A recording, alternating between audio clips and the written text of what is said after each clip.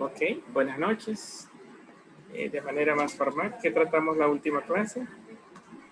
Bueno, terminamos, que usted puso la tarea, una tarea que nos dio 4 semanas para desarrollarla, Bien, donde primero vamos a hablar por 10 puntos, vamos a definir lo que son la validez total, lo que significa, lo que entiende y cómo se utiliza, cómo está formada y cómo se utiliza en la católica, en la Universidad Católica, ¿verdad? El segundo paso es definir la validez de criterio y ese vale 20 puntos. Luego la validez de constructo teórico, que vale 30, ¿sí? Y luego, por último, la validez del contenido. Entonces, profesor, por donde yo creo que pude organizar lo de la validez de criterio. Yo comencé a desarrollar la validez total, pero creo que por fin organicé la validez de criterio. ¿Se la puedo decir? adelante, vamos a ver, escuchar. Okay. La validez de criterio, que es la introducción. Primer paso es definir el tema. Luego, el segundo, delimitarlo en tiempo, espacio y población. El tercero es plantear el problema. El cuarto es el que le pongo un cotejo porque no estoy muy segura, es el enfoque, o sea, la perspectiva. El quinto son las preguntas. El sexto son los objetivos. La pregunta el sexto son los objetivos. El séptimo, la justificación. Y el octavo, la conceptualización del tema. Dígame. Bien, vamos a retomarlo entonces. Como lo organiza la Católica, Noemí, Sí. entre los preliminares está lo que se llama la definición del tema. Ajá. Entonces sería el paso 1, ¿no es así? Digo, primero la delimitación, definir el tema. Definir, que no es delimitar, eso está en la portada, está en la Sí. presentación del título, aparece también en el resumen, en el primer párrafo. Entonces, ya cuando entramos en la introducción, que es también parte de lo que es la validez de criterio, hay 8 pasos en la católica, ¿no? El primero es la delimitación. La delimitación. Ajá. Ah, ok.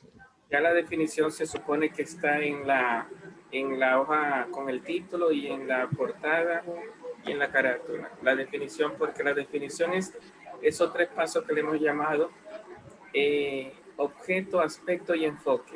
Objeto, aspecto y enfoque están en la definición. Entonces el segundo sería el planteamiento del problema. Exactamente. Entonces, dentro de la delimitación, antes del planteamiento, tenemos lo que se llama tiempo, espacio y Ajá. población, ¿verdad? Son la Sí. parte de la delimitación. Como tú dices, el segundo paso dentro de la introducción sería del planteamiento con 4 párrafos: síntomas, causas, pronóstico y control de pronóstico. Ok. Eso sería el segundo paso, que no se le pone título, pero sí que va después de la Que va, delimitación. exacto. Y después va la formulación del problema de la Exacto, investigación. que es la gran pregunta, el tema convertido en pregunta. Después de la Exacto. formulación del problema viene la sistematización del Sistematización del problema, problema. que sería el cuarto paso. Y el quinto, los objetivos de la investigación, el general y el específico. Exacto, le llamamos 5 y 6. Al objetivo general le llamamos paso 5, a los objetivos específicos 6. Faltarían 2 pasos. ¿Cuáles son los 2 que faltan? La contextualización, Exacto. Y la que, pregunta. que está todo lo referente al contexto del problema.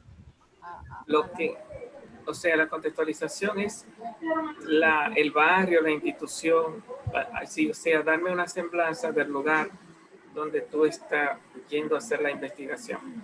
Ajá. Mostrar un conocimiento de la historia, qué sé yo, La demografía, lo histórico, todo eso. poco eso. Sí. Entonces se pide ahí entre una página y 2 páginas de contexto. Y después del contexto, por último. La justificación. Exacto, eso es. Entonces así tenemos ya, Ya, cubierta lo que se llama la validez de criterio. Tener que el tesista no esté perdido, sino que esté enfocado en el sentido con la justificación, el lugar con la delimitación y el planteamiento, el que quiere con la definición, cuáles son las preguntas que va a responder con la formulación y la sistematización. Y se enfoca también con los objetivos. Se supone que con todo esto, el tesista está claro. Como condición para que haga todo eso, pues está lo que se llama el que esté enfocado en su carrera, ¿verdad? Perspectiva sí, o enfoque. Bueno, pues eso es. ¿Qué más? No tenía, Noemí, solo eso, ¿verdad? Sobre lo que es el primer paso. ¿Esos son cuántos puntos hay? 20 puntos. Sí, esos son 20 puntos. Bueno, pues ahí tiene cubierto 20 puntos. Recuerda que hay que darle la explicación, ¿verdad? Una cosa son los pasos, cómo lo cubre la universidad. Otra pregunta es en qué consiste la validez del criterio en sentido teórico, porque ahí lo que hemos visto es cómo lo cubre la Universidad Católica, o sea, cuál es el sentido. Yo tengo la parte teórica de la validez del criterio.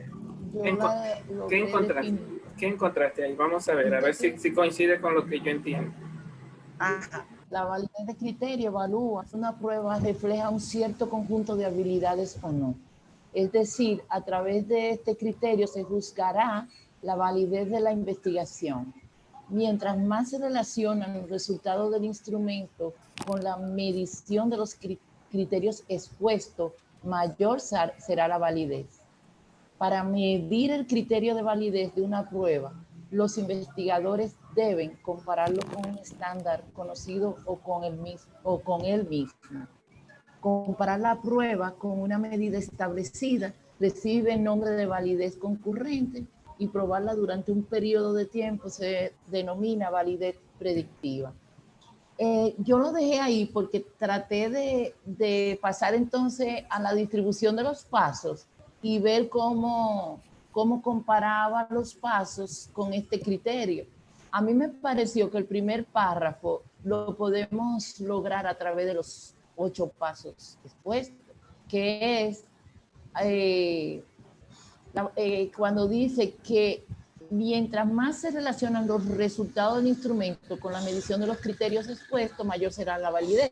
Nosotros comenzamos con decir una serie de objetivos que entonces vamos a ir logrando a través de las respuestas que cuando vamos formando. Por ejemplo, cuando ponemos los objetivos, las preguntas, después los objetivos, nos vamos a ir estructurando, ¿verdad? Porque es lo que realmente queremos lograr.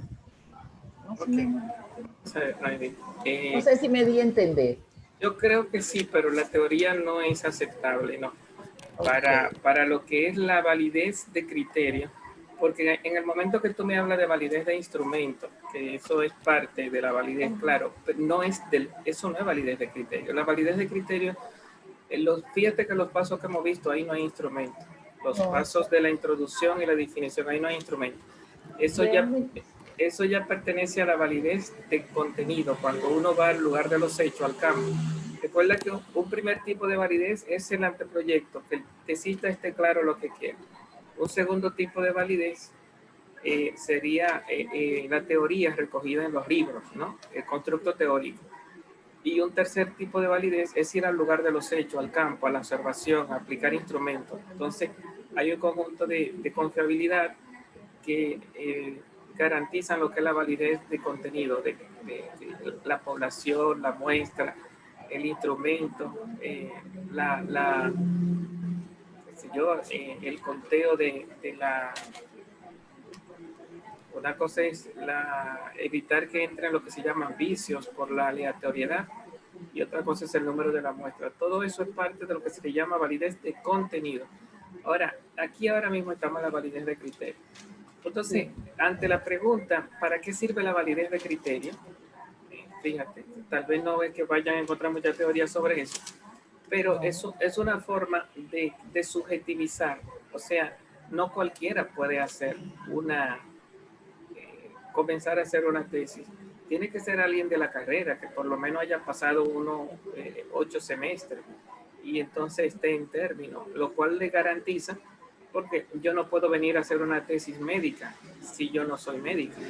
No puedo venir a hacer una tesis de astronomía si yo no he estudiado astronomía.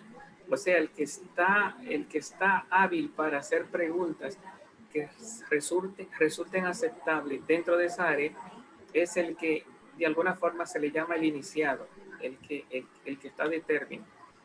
Entonces, eso que le hemos llamado enfoque o perspectiva es una condición de que la pregunta esté aceptable dentro del grupo.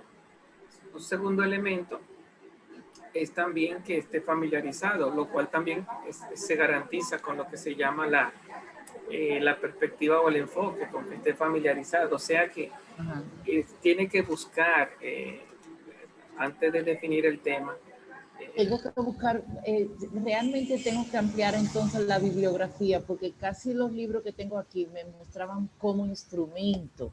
ya, pero sí, porque la mayor parte de la teoría de la validez se centra ahí, pero estamos en validez de criterio. ¿Qué se logra con validez de criterio?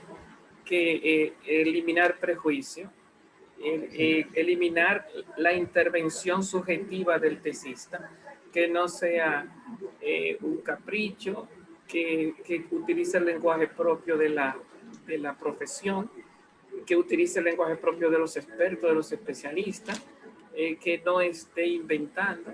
O sea, es de alguna forma que haya objetividad y no que haya personalización de lo que se llama la pregunta, el problema. Entonces es un poco eso de subjetivizar. Eso no significa que no exista un interés, claro.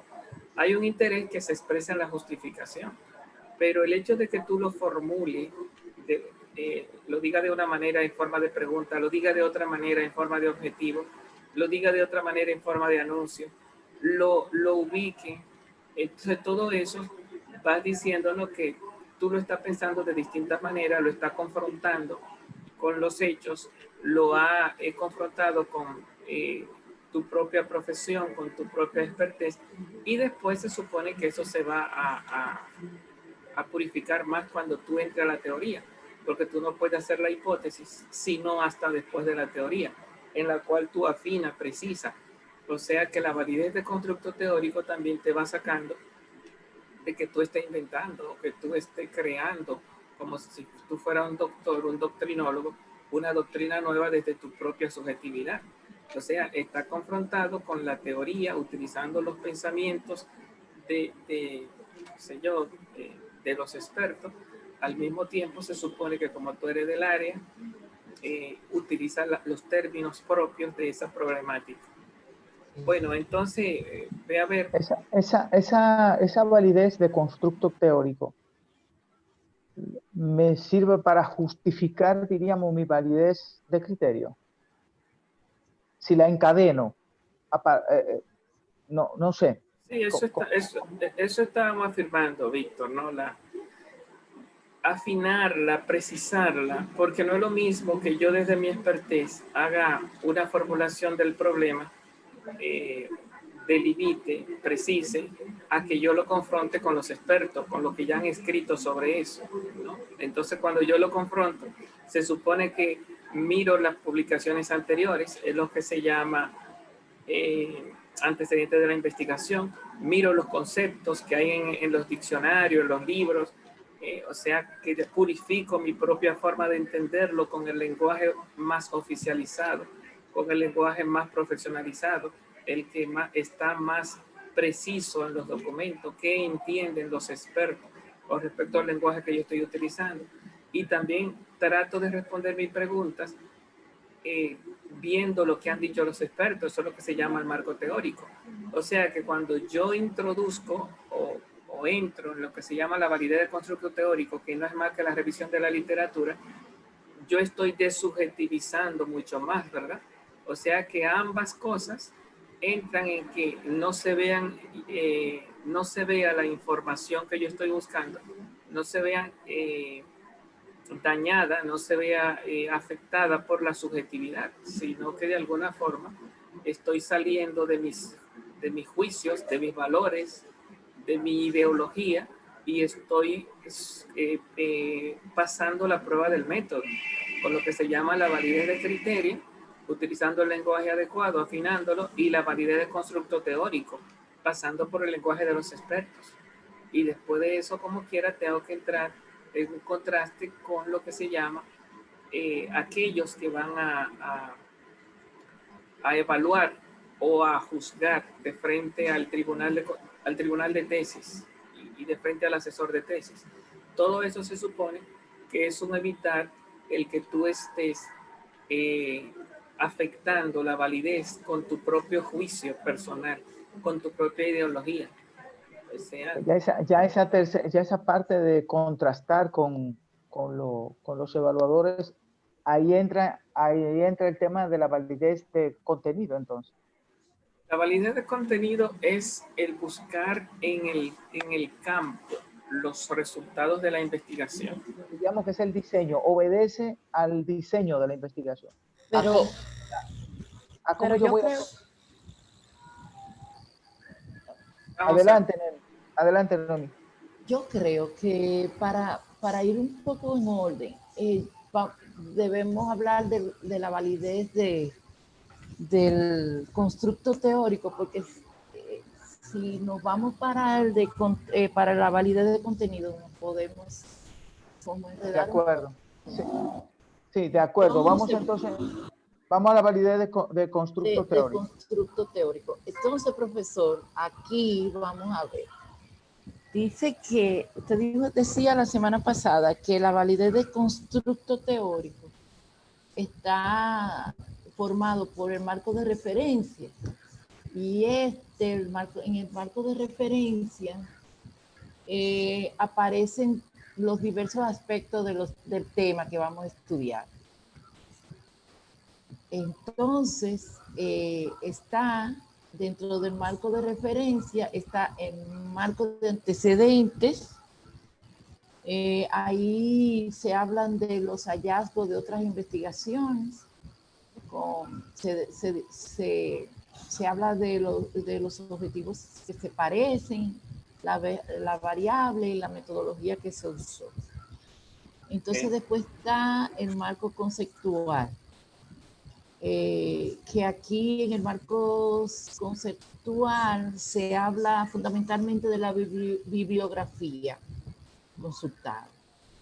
Entonces está también el marco teórico, que obviamente habla de las bases teóricas, los paradigmas científicos y el enfoque utilizado. Lo que no me recuerdo mucho es si llevaban un subtítulo, creo que no, pero bueno. O sea, no hay un subtítulo de que marco teórico, porque usted habló también que puede aparecer un poco de marco histórico dentro del marco teórico, y que no recuerdo bien esa parte, si obviamente no lleva de que marco histórico, sino que se habla un poco de la historia del tema, ¿verdad? A estudiar. Dígame ahí cómo... Una cosa es lo que nosotros usamos en la católica, ¿verdad? Que, digamos, abordamos en la católica lo que se llama la validez de constructo teórico desde lo que se llama el marco de referencia, y nosotros solo tenemos identificado 3 grandes pasos, que son la antecedentes de la investigación, los conceptos y definiciones, y lo que se llama el marco teórico, aunque no le pongamos esos títulos exactamente. Así es que lo abarcamos allá. Eso no significa que eso sea exhaustivo y que ya no quepan más cosas. Cuando se habla de marco de constructo teórico, no es que los conceptos sean los libros, no, porque todos son los libros. O sea, todo es la revisión de la literatura.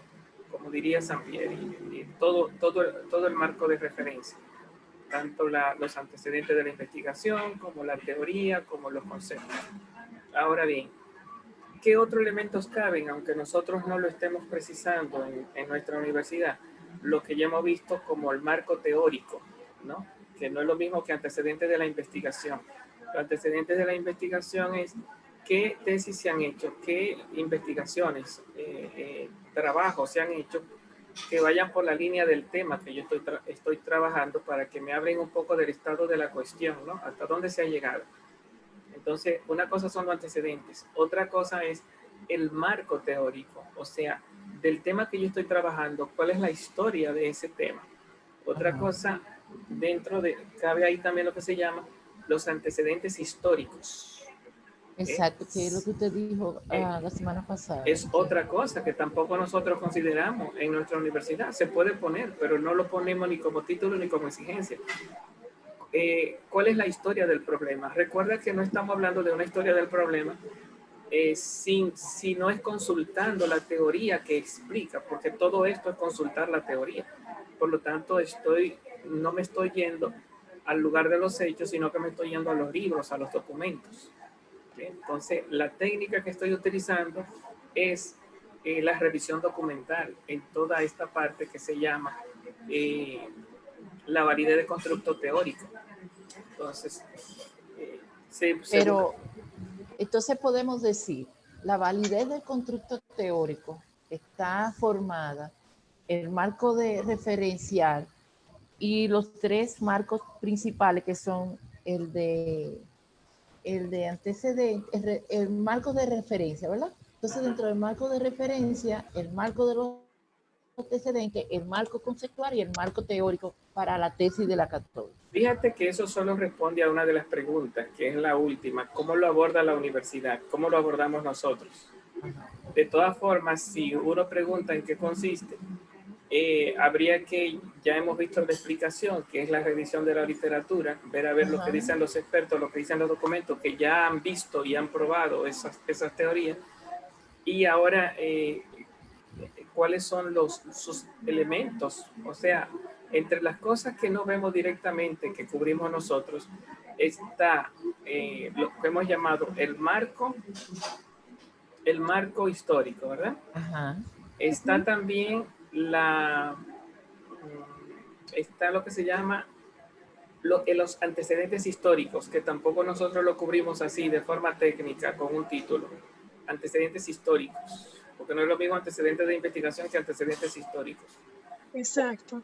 Otro elemento que no cubrimos nosotros y que forma parte del constructo teórico es la hipótesis. El fin de toda la teoría, junto con la validez de criterio, es tirar una respuesta tentativa. Por eso es el logro más perfecto de todos esos dos pasos, lo que se llama la hipótesis. La hipótesis, muchos le entienden que es el verdadero constructo teórico de la investigación. Cuando tú tienes la hipótesis, ya se supone que ha cubierto adecuadamente la validez de criterio y la validez de constructo teórico, porque ya tú cierras el problema tirando la respuesta, que no está aprobada todavía con la validez de contenido, pero se supone que ya ha pasado por la validez de criterio y ya ha resistido la prueba de la validez de constructo teórico. Ha visto la teoría y por lo tanto tú lanzas una respuesta en el lugar de los hechos que tú vas a investigar en base a lo que ya tú has investigado teóricamente. Entonces, la hipótesis es un resultado de la validez del constructo teórico. Entonces, por eso a las variables se le llaman también constructos. Parecería ser que la hipótesis se roba toda la riqueza de lo que se llama constructo teórico. Otro elemento que, no sé, una cosa es la bibliografía, pero no hay constructo teórico sin las referencias bibliográficas y sin la bibliografía, porque lo que la garantiza, la validez de criterio no necesita bibliografía. Eso es la clarificación del tesista, de qué quiere, hacia dónde va. Eso no hay que investigarlo, pero cuando me habla de constructo teórico, todo lo que yo digo ahí tiene que estar soportado, porque no es lo que yo pienso, es lo que otros han dicho con mis palabras.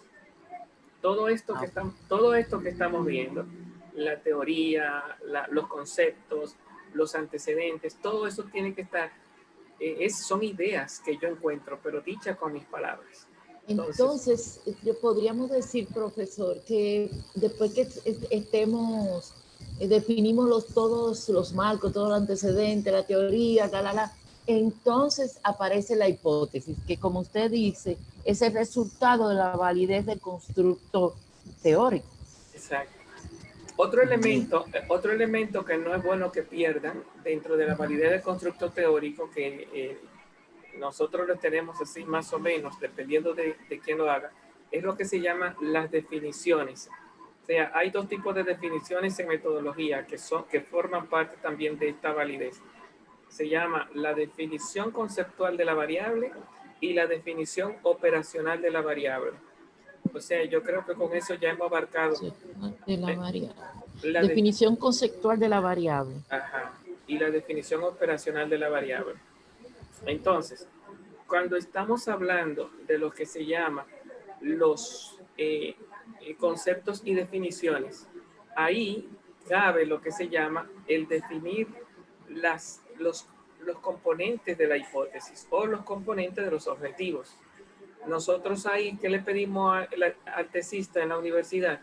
Que defina lo que se llama las palabras clave, que se supone que también salen de las preguntas, de los objetivos, como si fueran parte de las variables, ¿no? Un poco medio aéreo, pero de alguna forma se tiende a definir de acuerdo a los libros que tú estás utilizando, a la línea de investigación que tú estás utilizando.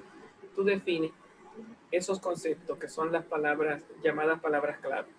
Fíjense que si ponemos, por ejemplo, en el caso de la educación y queremos definir la educación, una cosa es la educación como la definen los conductistas, otra cosa es la educación como la definen los constructivistas, otra cosa es la educación, depende de la escuela, van a tener distintos tipos de definiciones, lo cual indica que toda la teoría que tú estás investigando y estás afinando y que tú vas a utilizar se va purificando y se va precisando de acuerdo a tu línea de investigación y a lo que tú quieres trabajar. De tal manera que tú vas saliendo de una diversidad dentro del mismo colegio de expertos y te va afinando y va precisando qué tipo de lenguaje tú estás utilizando, cómo tú vas definiendo los conceptos que tú estás utilizando, para que cuando el que esté leyendo tu tesis busque las definiciones que tú tienes, caiga en lo que tú quieres decir, caiga en lo que tú estás diciendo y no se vaya a otras ideas que no tengan que ver con esa idea.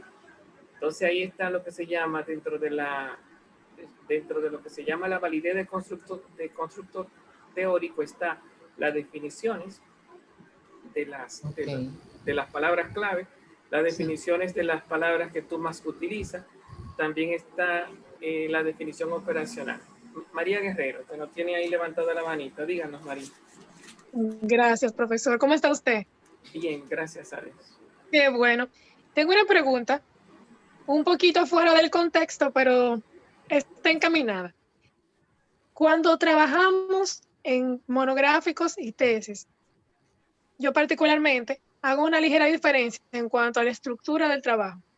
Si vamos a trabajar con la tesis, tiendo a ser más exigente, a profundizar más, a trabajar con validez de constructo y todo eso. Pero si es con monográfico, lo hago más sencillo y el trabajo viene siendo como un informe final.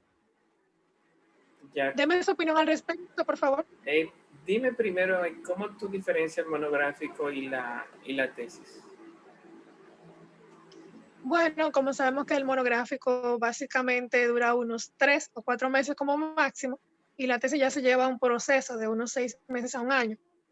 Entonces, la profundidad va a meritar, en el caso de la tesis, que el estudiante sí trabaje con procedimientos más rigurosos, con términos más profundos. Y ya en la parte del monográfico sería un poquito más ligero y por lo menos en mi caso no trabajo ya con los aspectos que son como por ejemplo la variable, entre otros, sino que me circunscribo de manera directa a trabajar en base a los objetivos, que sean su brújula y que ellos puedan desarrollarlos de manera coherente para que también puedan saber exponerlos el día de la exposición. Vamos a ver, María. El concepto de monográfico, yo lo adquirí, fue de la maestra Zeneida, la profesora Zeneida, cuando yo estaba estudiando la metodología, como ustedes. Entonces, ¿cuáles fueron las ideas que yo extraje de la diferencia entre una tesis y un monográfico? Se supone que un monográfico es dentro de una línea de investigación que un profesor dirige a un grupo de estudiantes. El profesor, por ejemplo, está estudiando, qué sé yo, la droga. Entonces vamos a ir al barrio La Sursa para estudiar la nicotina, el consumo de un tipo de droga. Entonces, ustedes 3 estudiantes van a ir al cuartel de policía. Estos 3 estudiantes van a hacer la investigación en las madres de las personas que consumen droga. Este otro grupo va a ir a los mismos, tratarán de buscar a los vendedores de droga. Este grupo buscará. Entonces, cuando la investigación se ramifica y hay un profesor que hace la veces de asesor, haciendo una investigación a través de los distintos grupos de muchachos, cada muchacho tiene un monográfico, que es una línea, es una investigación dentro de una investigación que el profesor va dirigiendo. Entonces los muchachos le van dando cuenta al profesor, el profesor va corrigiendo, el profesor va diciéndole qué tienen que buscar, qué no, le va indicando libros, etcétera. Tiene la estructura de una tesis, pero al final es una investigación que completa una investigación total y que exige menos tiempo porque el profesor le tiene que poner la nota en un proceso de un semestre, que es lo normal, ¿verdad? Se supone que una tesis es una investigación, en principio, en teoría, que una persona quiere una investigación y busca su línea de investigación. No se asocia a lo que quiere el grupo, lo que quiere un profesor, sino que tú estás interesado en un tema y entonces te dedicas a investigar ese tema y por lo tanto tú vas a defender tu tema en un jurado. Se supone que el monográfico no defiende en un jurado, sino más bien que le da cuenta a un profesor que le da seguimiento. Bueno, el tiempo se nos acabó. Yo les invito a que entremos en unos 5 minutos y para que entonces vayamos un poco cerrando esta idea y enriqueciendo otras. Pues nos vemos entonces en unos 5 minutos. Seguimos.